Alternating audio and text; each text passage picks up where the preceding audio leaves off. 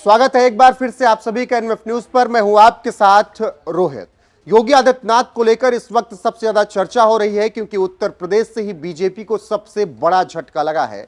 जिस उत्तर प्रदेश में 80 की 80 सीट जीतने का दम बीजेपी भर रही थी और एग्जिट पोल कह रहे थे कि 70 सीट तो आ ही रही है, उस उत्तर प्रदेश में बीजेपी 40 सीट भी नहीं पहुंच पाई, जिसकी वजह से अब सवाल उठ रहे हैं। और एक तबका यह भी कह रहा है कि योगी आदित्यनाथ पर सवालिया निशान है और आने वाले वक्त में अरविंद केजरीवाल की बात सच साबित हो सकती है।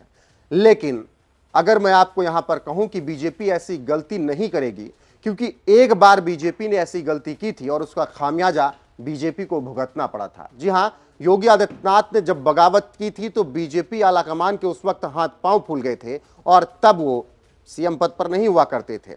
लेकिन आज तो वो सूबे के मुखिया हैं और उनका जनाधार कितना है ये बताने की जरूरत नहीं है। ना ही उत्तर प्रदेश में बल्कि देश के अलग अलग राज्यों में अगर जनता सबसे पहले किसी नेता का नाम लेती है तो वो यही कहती है कि काश हमारे यहां भी योगी आदित्यनाथ होते।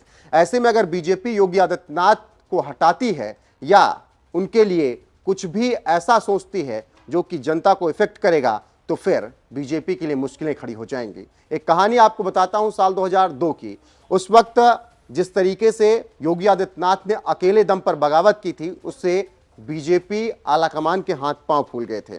दरअसल ये मामला 20 साल पहले का है, जब योगी आदित्यनाथ से भाजपा हार गई थी। हुआ यह था कि गोरखनाथ मंदिर के वर्तमान पीठाधीश्वर और मुख्यमंत्री योगी आदित्यनाथ ने साल 2002 में अखिल भारतीय हिंदू महासभा से डॉक्टर राधा मोहन दास अग्रवाल को प्रत्याशी बनाकर चुनाव मैदान में उतारा और खुद मंच लगाकर वो सभाएं करने लगे।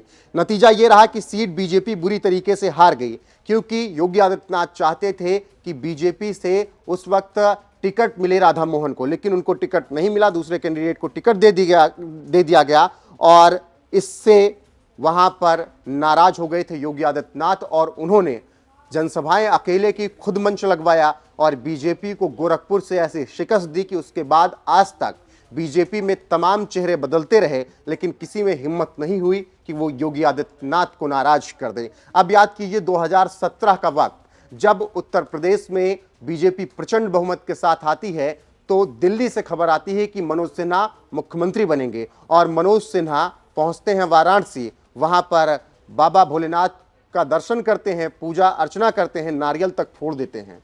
लेकिन तब तक खबर आती है कि मनोज सिन्हा मुख्यमंत्री नहीं बनेंगे और योगी आदित्यनाथ, जिनका नाम चौथे पांचवें नंबर पर चल रहा था, वो अचानक दिल्ली पहुंचते हैं और फिर दिल्ली से जब वो निकलते हैं तो उत्तर प्रदेश के मुख्यमंत्री बनकर निकलते हैं। कहा जाता है कि उनके पीछे आरएसएस का हाथ था और आरएसएस ने साफ संदेश दे रखा था कि योगी आदित्यनाथ ही उत्तर प्रदेश की कमान संभालेंगे। तो ये केवल दो बड़े वाकये हैं। जब जब बीजेपी आला कमान ने योगी आदित्यनाथ से टकराने की कोशिश की, हर बार दिल्ली ही हारी है, योगी आदित्यनाथ नहीं।